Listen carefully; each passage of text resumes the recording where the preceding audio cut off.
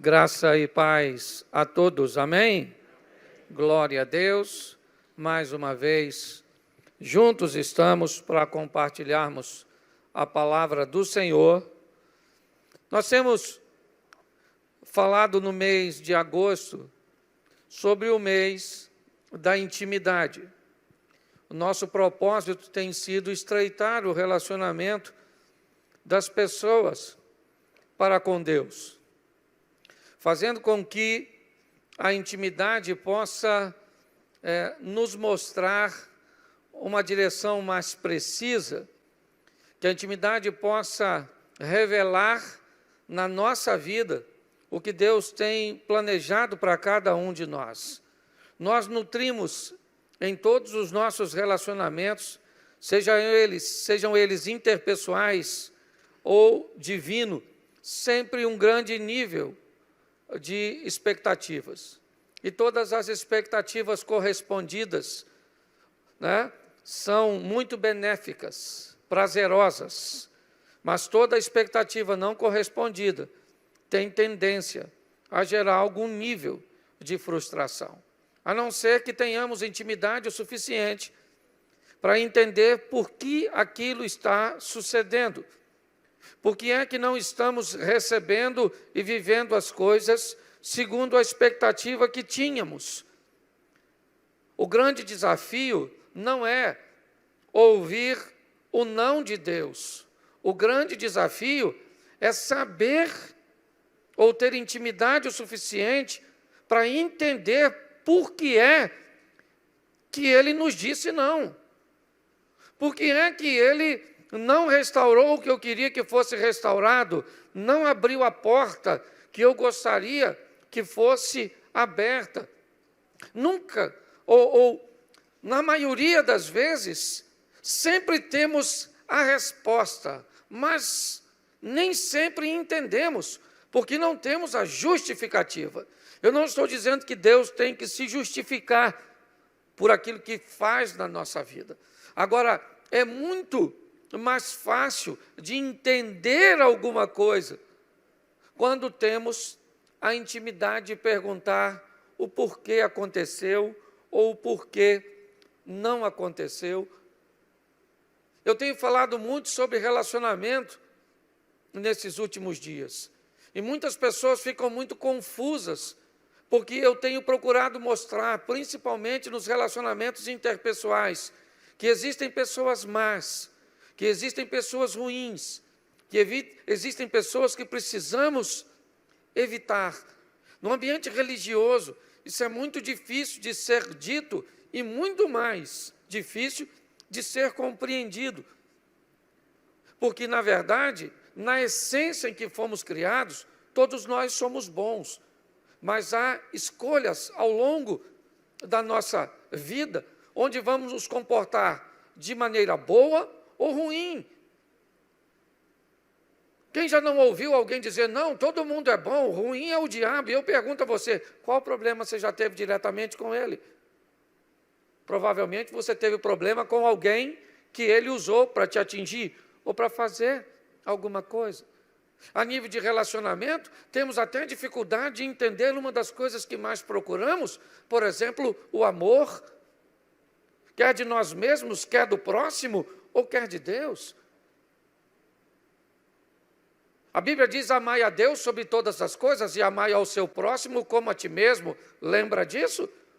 Ame a Deus sobre todas as coisas, isso é prioridade. E depois, ame o próximo como a ti mesmo. Nessa informação, o que recebemos é o seguinte, primeiro eu amo a Deus, depois eu me amo, e depois eu amo o próximo como a mim mesmo. Só que não podemos pautar nossa exposição num texto isolado, e a mesma Bíblia que diz amai a Deus sobre todas as coisas, o próximo como a ti mesmo, também diz, como eu vou amar a Deus que eu não vejo, se eu não sou capaz de amar ao meu próximo que eu vejo? Agora me parece que as coisas mudaram um pouco a ordem. Agora a Bíblia está dizendo que como eu vou amar a Deus se eu não amar o próximo? Mas se eu voltar lá atrás, como eu vou amar o próximo se eu não me amar? Então, me parece que me amar primeiro, ter autoestima, ter autoimagem, saber o meu potencial e gostar de mim é a melhor maneira de amar a Deus, porque eu estou entendendo, certo? Compreendendo que eu fui criado por Ele e que Ele me ama a ponto de dar seu Filho para morrer na cruz do Calvário.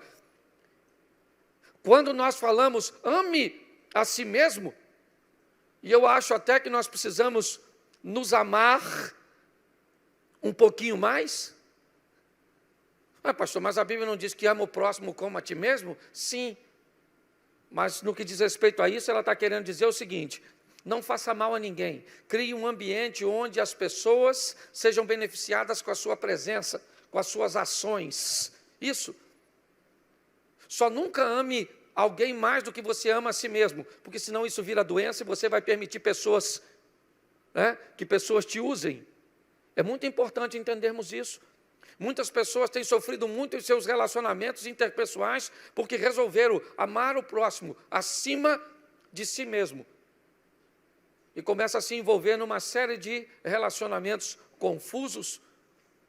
Eu quero compartilhar com você um dos exemplos que para mim é extraordinário no que diz respeito a relacionamento salutar. Segundo o livro dos Reis, capítulo 4, verso de número 25. Põe para mim, por favor, aqui. Isso, já está aqui na tela para você. Êxodo. Segundo o livro dos Reis, capítulo 2, capítulo 4, verso de número 25. E partiu ela, pois, e veio ao homem de Deus, ao Monte Carmelo, e sucedeu que, vendo ao homem de Deus de longe, disse a Geazi, seu marido, disse a Geazi, seu moço, eis aí a sunamita, verso 26.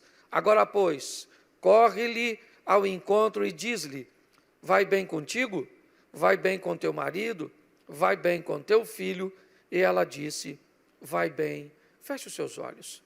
Senhor nosso Deus e Pai, em nome de Jesus, continua falando conosco e usa-me como um canal de bênção, pelo poder do nome de Jesus, para a minha vida e para a vida de todos que estão participando deste culto, quer aqui presentes, quer online. Que teu Espírito tenha liberdade de agir em nosso meio, em o nome de Jesus.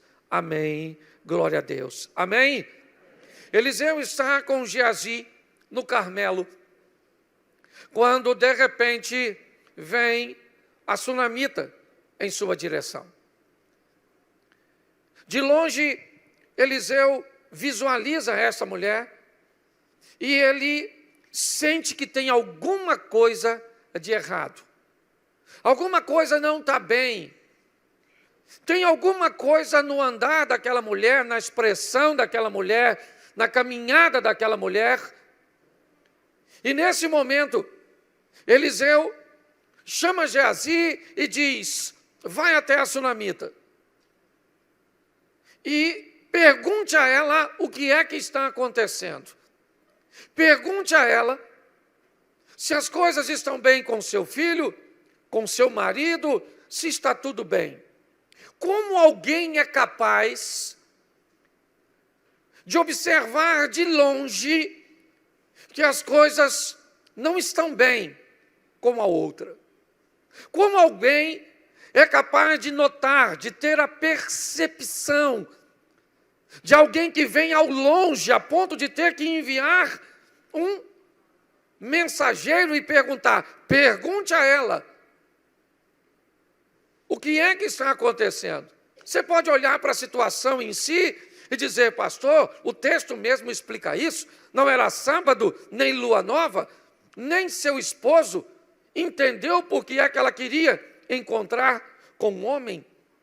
Mas, se eu olhar um pouquinho atrás, eu vou descobrir algumas coisas muito preciosas no que diz respeito a relacionamentos. Põe para mim, capítulo 4 aí, o mesmo capítulo, verso de número 8. Volta para o 8. Sucedeu também um dia, indo Eliseu a Sunem, havia ali uma mulher rica, a qual reteve a comer pão. Sucedeu que todas as vezes que passava, ali se dirigia a comer pão. Preste atenção, porque lá na frente eu estou olhando um homem capaz de olhar que as coisas não estão bem em alguém que vem ao longe. Tem alguma coisa de errada com a expressão facial daquela mulher, com o andar daquela mulher, com a postura daquela mulher. E onde é? Ou de onde ele retirou tantas informações sobre esta mulher? Como é que Eliseu sabe tanto sobre ela? Como é que ele é capaz de fazer uma leitura de alguém que ainda vem ao longe e entender que tem alguma coisa de errada? Ele não sabe o que é, mas ele sabe que alguma coisa não está correta. E de onde vem isso? Da intimidade que ele tem com ela. Que intimidade é essa, pastor? Onde é que tudo isso começou?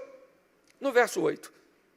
O texto diz que um dia, Eliseu passa perto da casa desta mulher. E essa mulher faz um convite para Eliseu ir até a sua casa para fazer uma refeição. O texto diz que daí, depois desse dia, todas as vezes que Eliseu passava por Sunem, ele entrava na casa desta mulher para comer pão. O que está acontecendo aqui? A construção de um relacionamento sadio. A construção de um relacionamento que vai criar um nível de intimidade extraordinário. Relacionamentos sadios, sólidos, resistentes, salutares. Não acontecem da noite para o dia. Relacionamentos e intimidade são coisas que vão sendo construídas.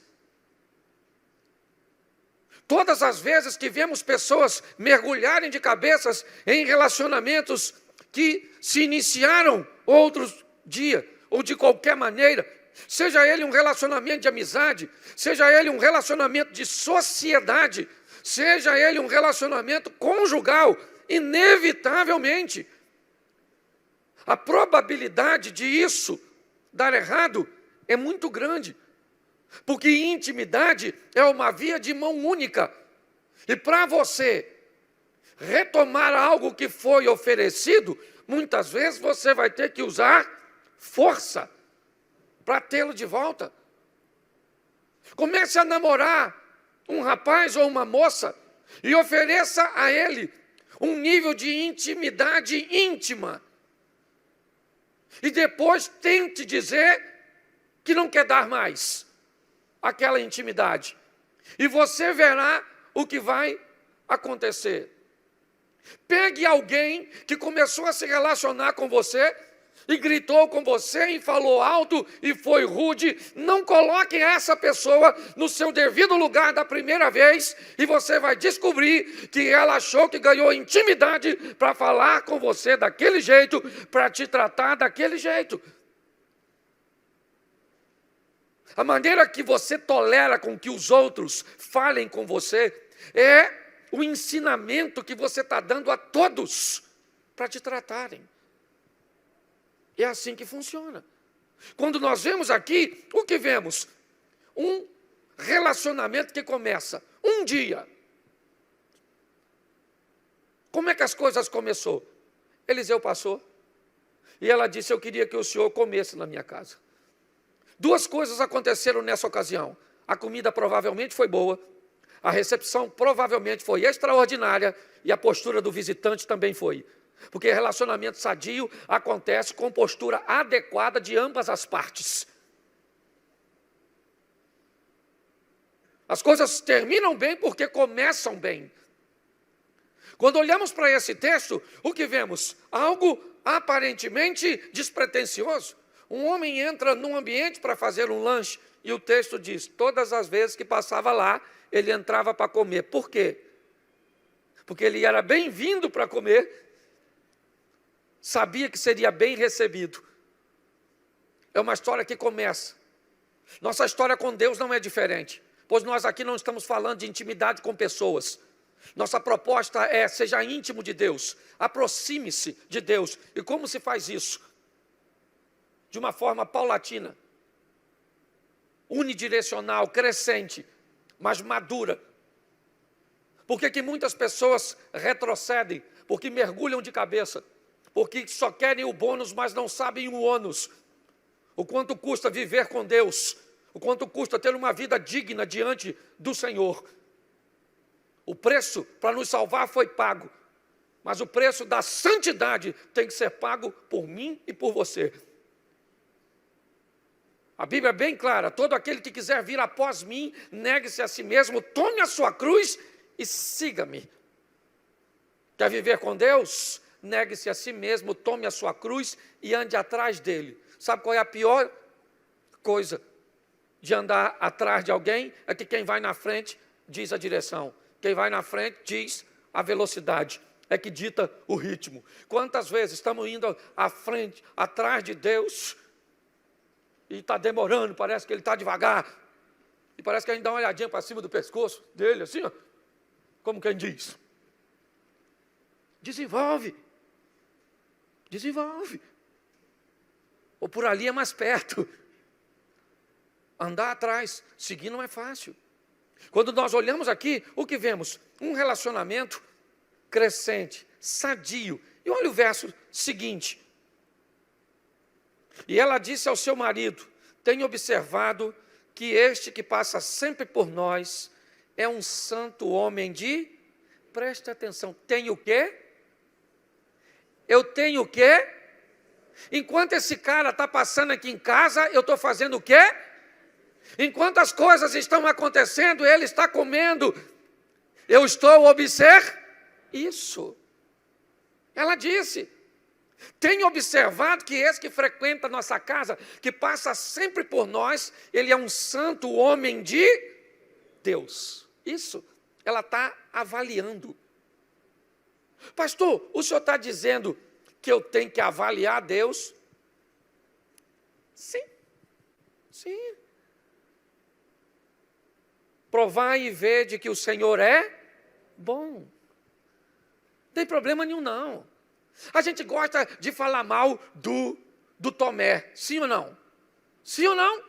Porque Tomé pediu para ver a ferida, sim ou não?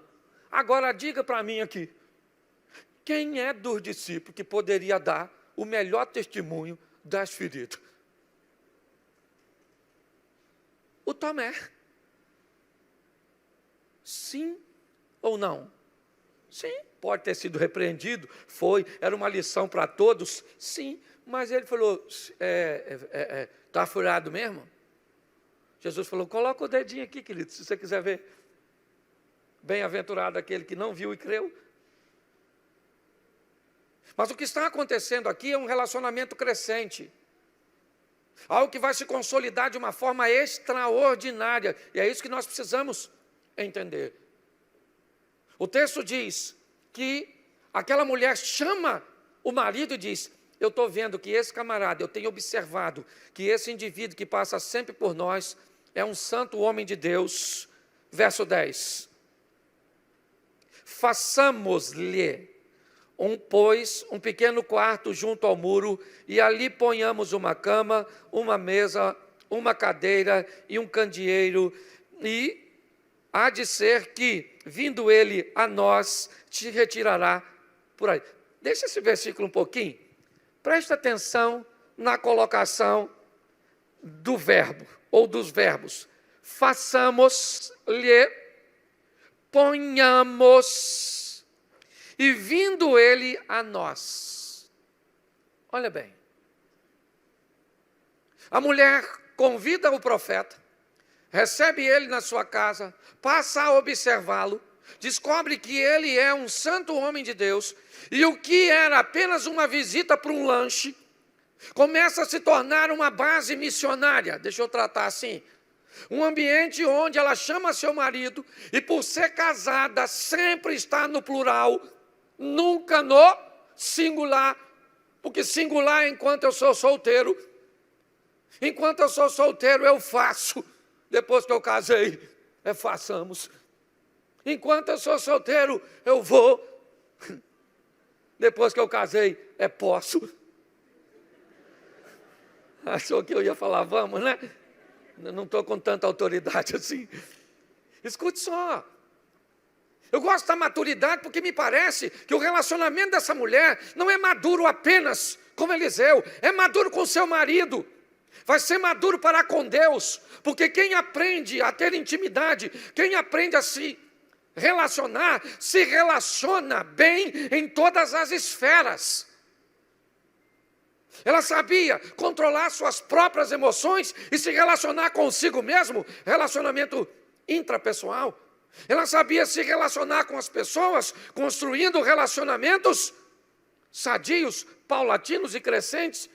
Ela sabia se relacionar com seu marido, entendendo a postura de uma mulher casada e rica. Ela sabia se relacionar com Deus. E nós vamos ver isso mais à frente.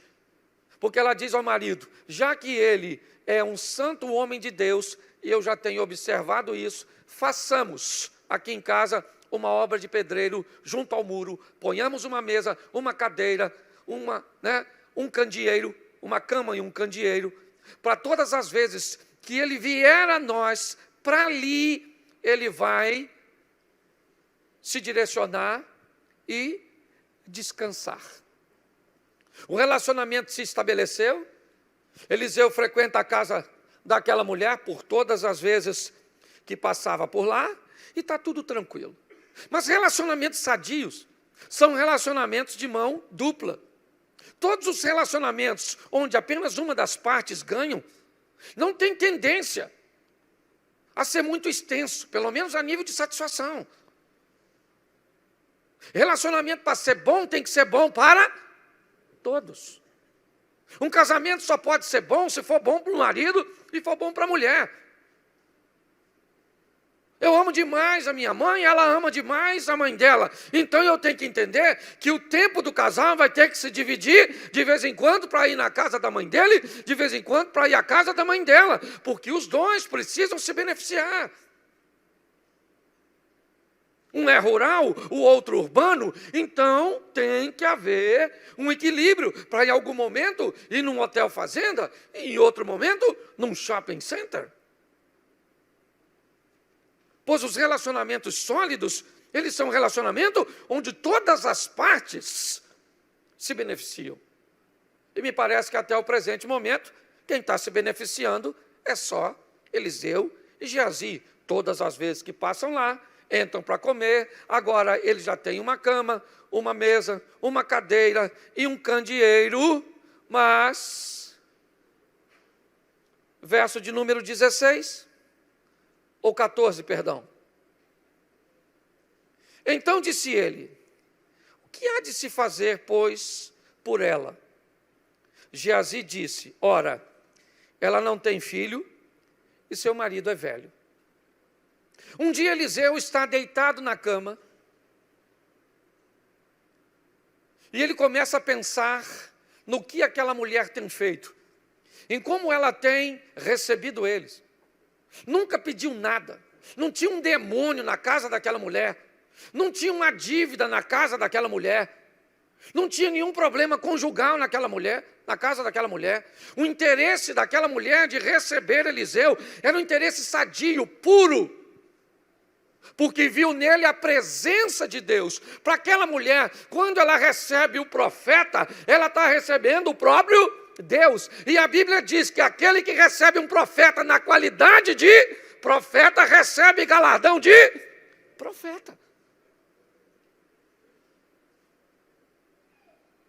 Num determinado momento, Eliseu, e se você olhar a postura de Eliseu no que diz respeito a todas as coisas, por onde ele passou e o que fez, não é muito do feitio dele parar para observar uma situação dessa. Isso é praticamente único no profeta Eliseu. Ele está na cama dele, e para mim, quem faz para Deus pode ter certeza que vai receber. Há um insight na mente de Eliseu.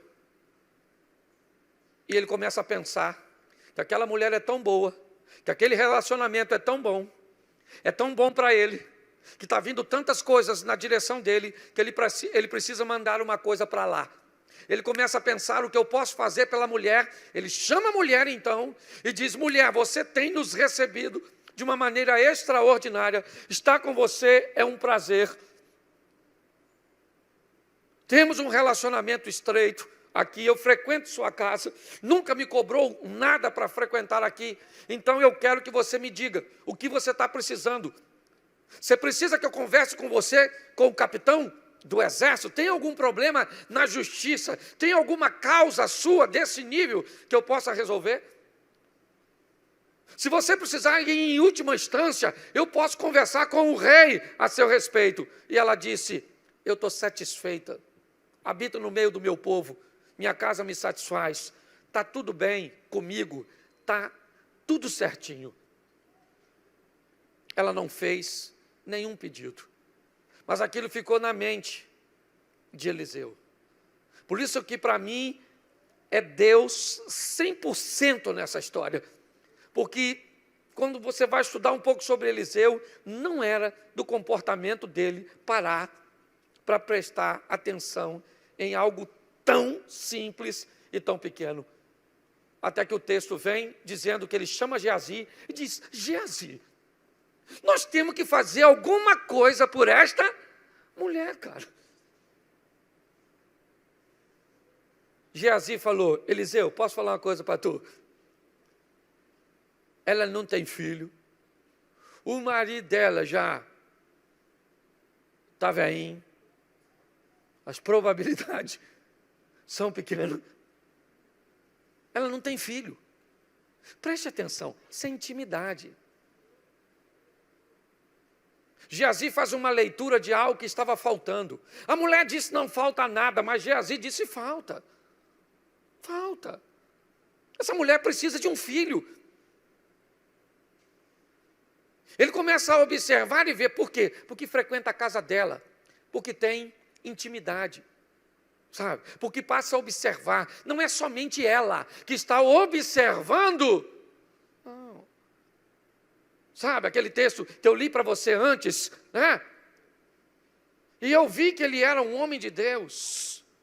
Não é só a sunamita que observa, Geazi também observa. E ele observou que ela não tinha filhos. Eliseu chama e diz: olha, você não tem filhos? E passado aproximadamente 1 ano, é o que ele vai dizer, depois você lê, porque fica mais fácil, você vai estar segurando um menino nos seus braços, um filho seu. E ela disse: não brinca comigo assim não. E o menino nasceu. Que coisa extraordinária. Ele cresce e um dia sente uma dor de cabeça e acaba indo a óbito. E aí então que ela pega um jumento e vai procurar Eliseu, e Eliseu de longe notou que tinha, o que tem de errado? Eu não sei. Mas ele é capaz de ler, de entender por causa do relacionamento. Você sabe o que as pessoas mais me procuram e me perguntam? Pastor, eu quero fazer a vontade de Deus, me diga o que eu tenho que fazer. O que eu tenho que fazer? Pastor, eu quero viver uma vida séria com Deus, eu quero agradar a Deus, eu quero ser fiel a Deus. E o que eu tenho que fazer?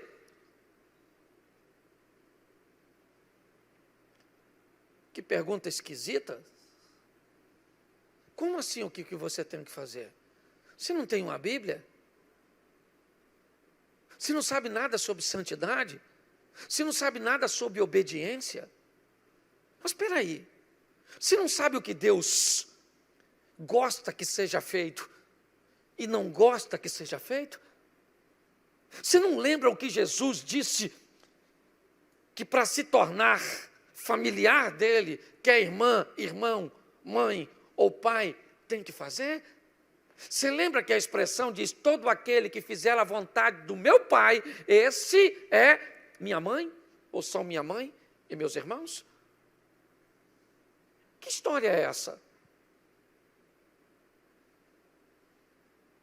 Nós estamos falando para a gente, e muitas delas Muitas, na verdade, no início de uma caminhada. E que nesse início de caminhada ainda tem muita coisa para aprender. Mas estamos falando para muita gente que já tem 10, 20, 30 anos de caminhada. E até hoje me parece que está procurando um caminho para ser íntimo com Deus. Não pode. Tem algum equívoco nisso aqui? Se você se relaciona há muito tempo com Deus, é isso aqui. De frequentar a casa dela, ele olha e diz, tem alguma coisa de errada com a sunamita. Vai, Geazi. Geazi vai lá e diz, vai tudo bem contigo, com teu filho, com teu marido? Ela disse, vai tudo bem. E continua caminhando na direção de Eliseu. Quando ela chega, ajoelha, começa a chorar. Geazi tenta removê-la. Eliseu diz, não mexe com ela, porque tem alguma coisa de diferente nessa situação, porque Deus não me revelou nada do que está acontecendo. Olha bem, Deus não poderia ter mostrado a Eliseu? Eliseu era alguém íntimo de Deus? Sim. Será que ele não poderia ter visto tudo aquilo de forma prévia? E quando a mulher chegasse a ele, ele já sabia tudo o que estava acontecendo? Mas não. Havia uma intimidade. Não era só Eliseu saber o que estava acontecendo. Aquela mulher deixou um filho morto em casa. E falar para ela era importante. Botar para fora é importante. Ela precisava dizer para Eliseu e desabafar. Meu filho está morto lá e eu não pedi, eu avisei para não brincar comigo. Preste atenção. Ela está dizendo para o profeta, ela está rasgando o coração. Deus fica quietinho nessa situação. Enquanto ela abre o coração diante de quem? De um amigo que frequentava a sua casa, que comia da sua comida, que sabia quem ela era. É isso. Nossa proposta é levar as pessoas a terem um relacionamento com Deus. Vamos querer o relacionamento católico com todo respeito, com Deus que está nos céus, que utiliza intermediários para se comunicar. É isso? É esse distanciamento de um Deus que é criador de todas as coisas e que não tem tempo para prestar atenção em mim? Não é isso que ele disse, não é isso que diz a sua palavra. Ele diz que é um Deus de perto, um Deus que quer ser amigo, um Deus que não quer ter simplesmente servos, mas que quer ter filhos e amigos, que bate e diz, eu bato, e aquele que levanta e abre e me recebe, eu sento na mesa, como com ele e ele comigo. Um Deus que a Bíblia diz que aquele que conhece a palavra recebe através da palavra o conhecimento e o discernimento para saber qual é a intenção do coração das pessoas. Segura essa. A nossa intimidade com Deus e com a palavra diz que ela é apta para discernir a intenção das pessoas. Não são as ações, a intenção. Elas nem agiram ainda. O problema é que está tudo interligado. E texto sem contexto é pretexto para heresia. O que observamos aqui é um nível de intimidade ao extremo. Ela não reclama com Geazi, ela vai falar com Eliseu. Ela não diz para Geazi, sabe, Geazi, meu menino morreu. Não, ela não perde tempo, não gasta esforços, não canaliza forças, não gera atenção para lugares que não vão resolver seus problemas. Você está entendendo? Ela vai direto na fonte, não quero um intermediário, eu quero falar com ele. Cara, meu filho está morto. Sabe o que Eliseu disse? Geazi, pega o meu bordão, corre lá. Ela disse, não, querido. Geazi, não. O senhor vai dar um pulinho lá em casa. O quartinho está lá, caminha, está tudo lá, amigão. Vamos embora. E você sabe quem é o Eliseu, não sabe? Você sabe que uns garotinhos começaram a rir, chamando ele de calvo. Não vou nem falar para não traumatizar alguns ouvintes. Você sabe que o cara era duro, certo? E a mulher está lá, vamos lá em casa. E nem era dele. Botou Eliseu para casa. Chegou lá, eu imaginando Geazi com a expectativa do primeiro milagre dele. É hoje que eu arrebento. E o menino ressuscita. Eu imagino quando a mulher chegou com Eliseu, que Geazi falou: Eliseu, o bordão está fraco. O bordão caiu por terra, certo, Eliseu? Ela deve ter olhado para o Eliseu e falou assim: não falei? Aqui o negócio é entre nós, é intimidade. Não blasfemou, não falou nada. Eu guardo a maturidade. Ela não tinha filho e não reclamou de ter, porque maturidade faz você ser feliz e estar satisfeito com o que tem. Entendeu? Eu gosto porque o filho morre, ela não bota. Ela foi lá falar com Eliseu, e brava, e com todo o direito. Mas pelo menos foi educada. Te pedi alguma coisa? Não gosto de brincadeira. Mas vamos lá em casa. O que ela está dizendo? Meu filho morreu, mas a porta da minha casa ainda está aberta para ti. Vamos dar um pulinho lá. Mas o que mais me encanta nisso é quando nós vamos lá para o capítulo 8. Seria legal se você fosse também. Capítulo 8, verso de número 1.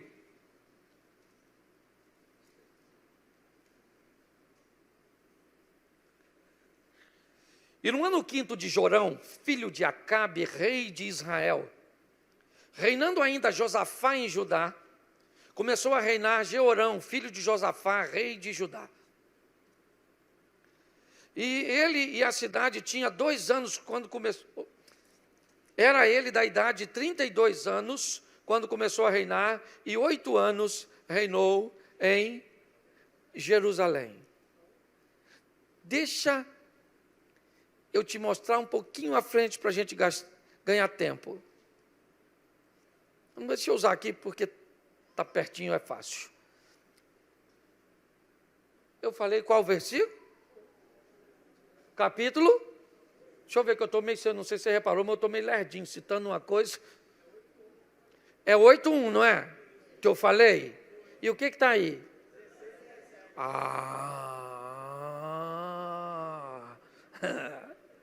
Tem mais gente doida no ambiente além de mim hoje.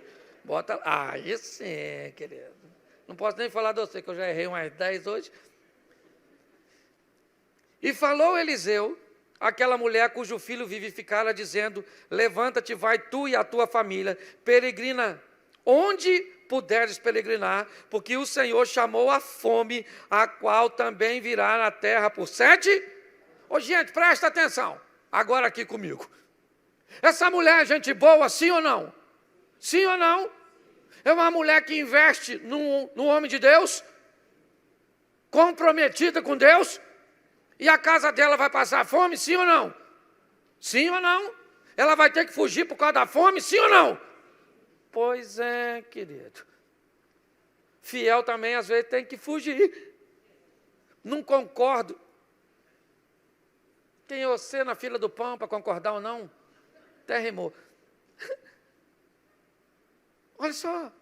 Eliseu chegou para ela e falou para ela assim: querido, olha só, levanta e vai você com a sua família e peregrina onde você puder peregrinar, porque Deus chamou a fome. E ela foi. Foi, deixou sua casa, suas terras, sua riqueza, deixou tudo para trás. 7 anos se passaram. 7 anos se passaram. Verso 3. E sucedeu que ao cabo de 7 anos, a mulher voltou da terra dos filisteus e saiu a clamar ao rei pela sua casa e pelas suas terras. Verso 4. Ora, o rei falava a Geazi, moço do homem de Deus, dizendo: conta-me, peço-te todas as grandes obras que Eliseu tem feito. Eu acho isso muito legal. 7 anos depois, vem a mulher voltando para casa. Certo? Provavelmente com seu marido e com seu filho. E ela vem para conversar com o rei. Para dizer para o rei, para devolver suas terras. Porque quando a fome chegou, 7 anos atrás, ela teve que abandonar suas terras. E como vivia num ambiente de monarquia, na verdade as terras nunca foram dela. Mas nesse momento de abandono, volta para o poder real. E durante todo aquele período, o rei está gerenciando e administrando tudo. Deixa eu voltar aqui, só para você entender. Quando Eliseu perguntou a sunamita se ela queria que ele fizesse alguma coisa por ela, ele fez a segunda pergunta: posso eu falar alguma coisa a seu favor com o capitão do exército ou com o rei? Mas nesse texto, Eliseu não está. Quando a mulher está voltando para reclamar, Eliseu não está lá. Ele está vivo, é verdade, mas ele não está presente para interceder por ela, como faria se tivesse. Só que a Bíblia diz que ela recebe Eliseu na sua casa porque vê nele um homem de... E Deus está presente onde Eliseu não está. Você está entendendo? Seus relacionamentos e suas conexões, por melhor que sejam, não vão estar com você em todos os momentos e nem serão capazes de resolver todos os seus problemas, mas Deus vai estar e Ele pode resolver. Então eu não sei o que você está enfrentando hoje, em que esfera está. Eu sei que Deus pode intervir a seu favor. E sabe o que eu acho? Se Deus está no negócio, você lembra daquele texto que diz assim: todas as coisas cooperam para o bem daqueles que amam a... Isso, vamos parar por aí. Eliseu estava lá, sim ou não? Sim ou não? Não. Mas quem é que estava? O Geazi. Está batendo um papo com quem? Com o rei. A mulher quer falar com quem? Com quem? E por casualidade, o rei está conversando com Geazi. O que o rei pede a Geazi? Me fala assim, uma daquelas histórias extraordinárias do Eliseu. Verso 5. Sucedeu que, contando-lhe ele ao rei como vivificaram o morto. Que história Geazi resolve contar? A história da mulher com o filho que morreu. E quem é que está chegando? Olha que coincidência. Todas as coisas cooperam para o bem. Ele está falando: olha, a mulher tinha um menino, botou uma cama, isso, uma mesa, um candeeiro, isso. E Eliseu não notou, mas eu notei que ela não tinha filho. E tudo bem que foi ele que profetizou, mas eu estava na parada. E aquela coisa toda, que maravilhoso. O menino morreu, menino. Eu fui lá achando que ia me dar bem.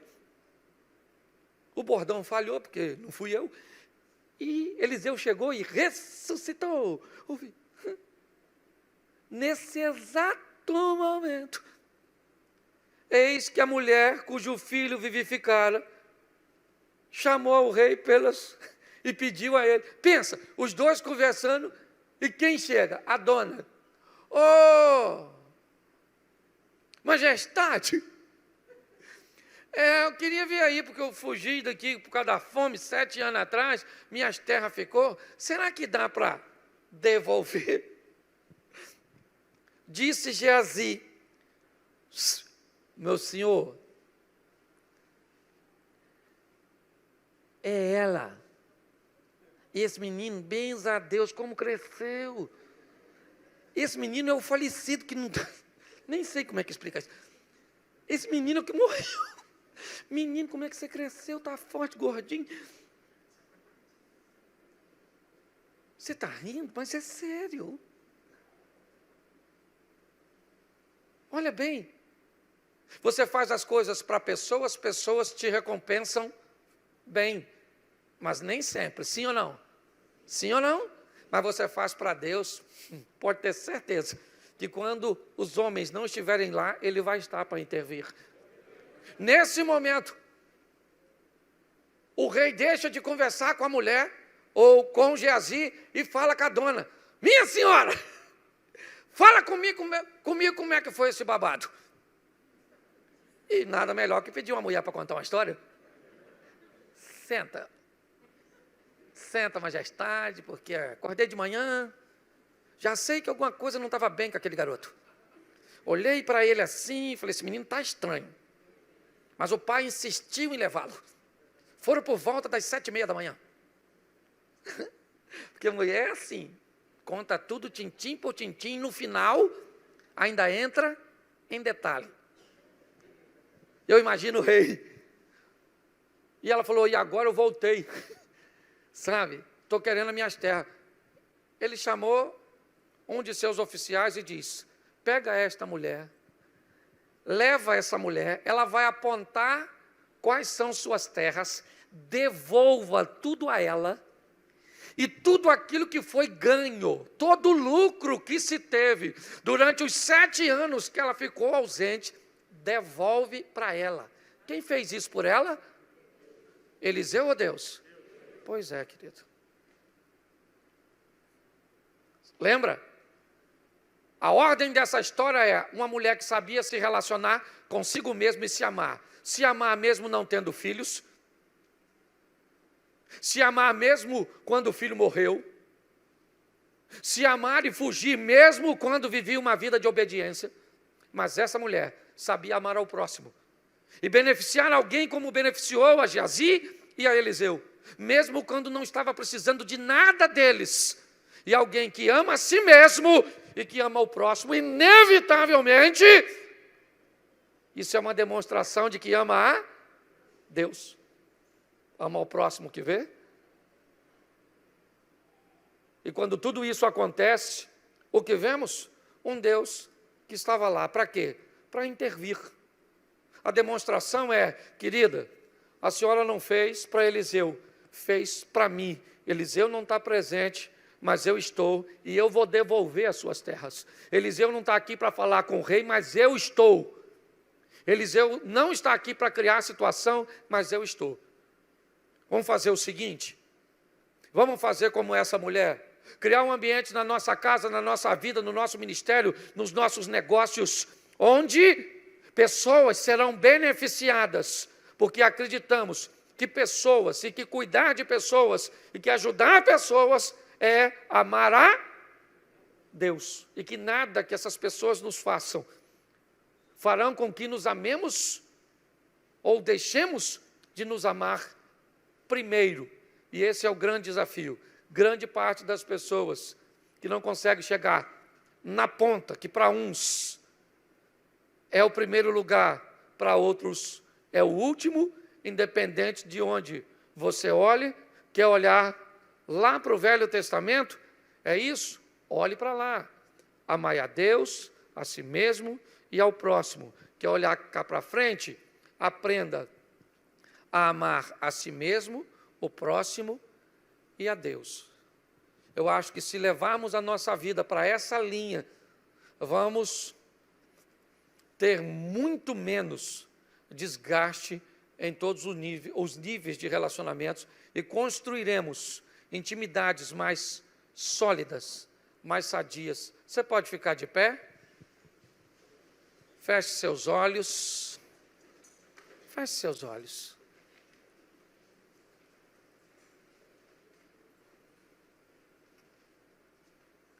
Senhor nosso Deus e Pai, em nome de Jesus, ensina-nos, ó Deus, ensina-nos, ó Deus. Dê condições que a nossa mente venha romper com ensinamentos, com pensamentos, com situações que bloqueiam a verdade, ó Deus. Conhecereis a verdade e a verdade vos libertará. Que a tua verdade nos liberte, para que possamos provar nesta terra o extraordinário, o incrível, o sensacional. Fica conosco, Senhor. Leva-nos aos nossos lares, guardado por tuas boas mãos poderosas. e que essa mensagem não se perca. Que pessoas que estiverem em dúvidas no que diz respeito ao que ouviram, que busque, ó Deus, informações e falar contigo. Queremos ser íntimos de Ti, ó Deus, porque o Senhor é onipresente. Isso já nos basta, estar conosco em todo e qualquer lugar e situação. Abençoa cada um dos Teus filhos e filhas. Leva-nos agora, guardado por Tuas mãos poderosas. Que o grande amor de Deus, nosso Pai, a graça de nosso Senhor e Salvador Jesus Cristo e as duas consolações do Santo Espírito de Deus, seja para com todo o povo do Senhor, e todos digam: